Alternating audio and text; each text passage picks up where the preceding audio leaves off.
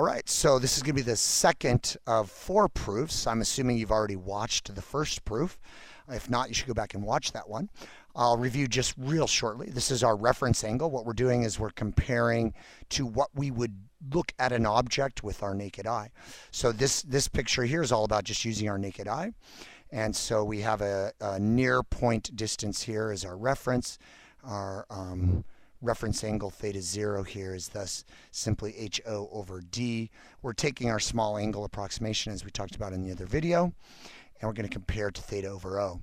In our last video, we looked at using a magnifying glass here and using what's called the near point focusing. Now we're going to go to the opposite extreme of that, which is when you focus at infinity.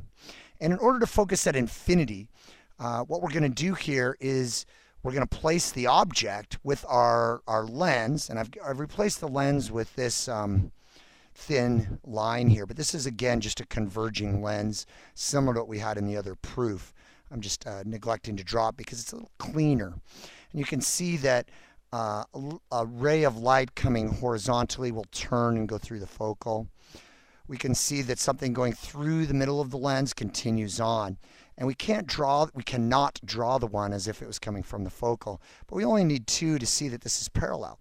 And as you know, if you place an object at the focal length, you don't get a real image. And reverse ray tracing means you're not going to get a virtual image either. Okay, you're going to get a parallel light that needs to be focused by your eyeball. And so for that to work out, you're gonna be focusing at infinity is what we call that. So we need parallel light coming into your eye, and then you focus it at infinity. This angle here, theta I, is what we're going to compare to theta O. Remember theta O being back at this reference triangle.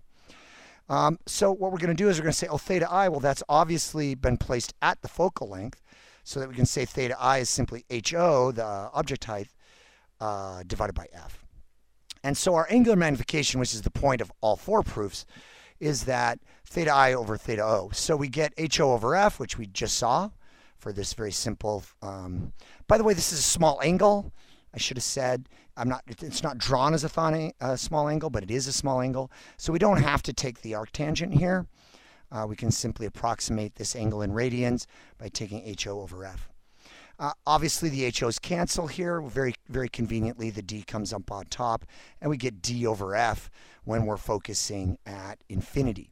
So the magnification is less than in the previous proof, as we saw, where we got D over F plus 1 for our magnification when we're focusing at the near point. But this is for the same magnifying glass, and we're just changing the way we're focusing with our eye. Which may mean we change a little bit about where we're placing the object in terms of being how far from the lens it is. Where in the earlier proof we're slightly inside F and now we're at F.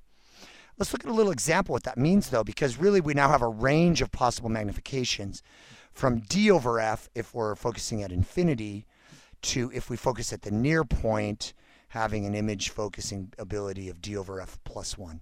So let's do a quick little example here. Let's say that we're given that we're focusing with a near point of 25 centimeters, that we had a magnifying glass that had a focal length of 15 centimeters, and I asked you to just find the range of possible angular magnifications that you could get using that magnifying glass. So if you focus at infinity, our magnification is simply D over F, which gets us, and I didn't bother putting the centimeters here, they cancel, we have a unitless number here of 1.67.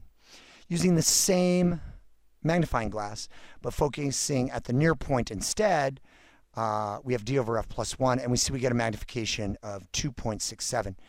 In reality, using this magnifying glass, we can have a magnification anywhere in between these two numbers as we choose to focus differently with our eyeball.